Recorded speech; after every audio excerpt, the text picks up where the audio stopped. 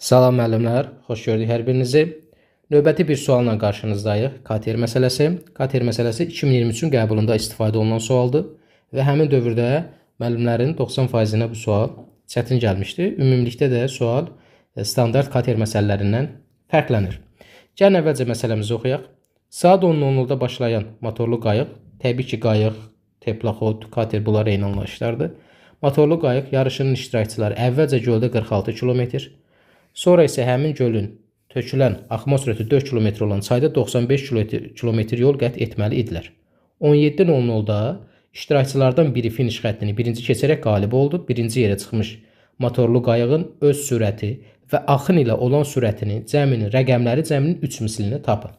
Məsələnin sonunda da bizim əlavə görəcəyimiz işlər var. Amma əvvəlcə biz KTR-in sürətini, daha doğrusu qayığın sürətini və s. bunları tapmalıyıq. Birinci dəqiq informasiya harda var? 10:00-da hərəkətə başlayır, 17:00-da bitirirlər. Buradan biz ortaya çıxardığımız dəqiq nəticə budur ki, 17-dən çıxıram onu bərabərdir 7 saat. Bütün sürət məsələsində, yəni sürət məsələnin bütün növlərində həmişə qeyd eləmişəm ki, çalışıb həmin məsələni vizual olaraq təsvir eləməyə çalışmaq lazımdır. Gəlin bunu görək, bu göl, çay, bu necə bir yanaşmadır? Bu bizim tutaq ki, gölümüzdür. Gölə demişik axarsız su, yəni göldə KTR, qayıq ancaq öz sürəti hesabına hərəkət edir və gölə buradan çay axır. Baxın, müəllimlər, bunu belə deyək. Tutaq ki, hər hansı bir kənddəsiz, evinizin yaxınlığında bir göl var və o gölə çay tökülür. Çay axır bura. Bura yazıram göl, burada yazıram çay. Təbii ki, buradan bu istiqamətdə çay axırsa, çayın istiqaməti hansı istiqamət olacaq? Bu istiqamət. Yəni çayın gölə tökülürsə, oxunan istiqamətini göstərdi. İndi göldə qayığın sürətini də mən bilmirəm, bərabərdir sual qeyd edəcəm. Bizə qeyd olunur ki, göldə 46 km gedir. 46 km göldə gedibsə, göldə çayın, suyun sürəti olmadığından su hərəkətsizdir. Qayıq ancaq öz sürəti hesabına hərəkət edəcək. Yəni 46 bölünsün qayıq. İndi bəs bunu niyə bölürük? Məsafəni sürətə böldük. Məsafəni sürətə böləndə nə olur? Zaman. Bura yazıram göldəki vaxt. İndi biz çaydakı vaxtı da tapıb toplayıb 7 saata bərabər edəcək. Bu məsələdə müəllimlərin 90%-nin çaşdığı məqam buydu ki, buradan qayıq, bax burada da balaca bir qayıq çəkirəm. Bu qayıq buradan çaya keçəndə müəllim bu axın ilə olur, yoxsa axına qarşı olur? Təbii ki, axına qarşı olacaq. Mən oxla göstərmişəm axı burada. Çay gölə tökülür. Onda çayın istiqaməti bu istiqamətdə olacaq. Və buradan da, bu göldən də qayıq çaya keçəcəksə, demək qayıq artıq çayın əksinə, axının əksinə doğru gedəcək.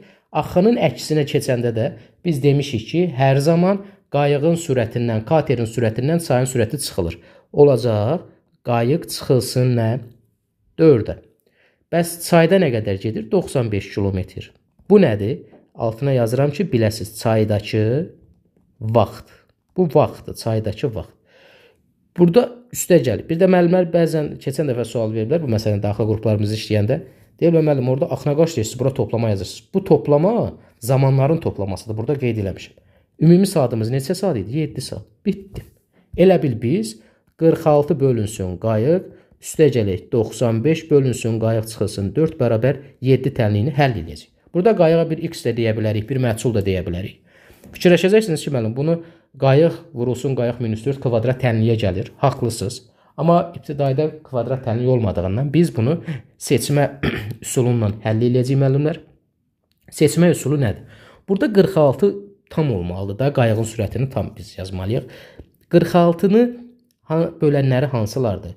1, 2, təbii ki 1-2 olmağı məntiqsizdir, ola bilməz. Niyə? Çünki qayıq 1 olsa, eyni zamanda burada da 1 olmalı, 2 olmalıdır. Bəs mənfi qalır axı. Demək 1, 2 yox. Sonra 23 gəlir, 46 23-ə bölünür.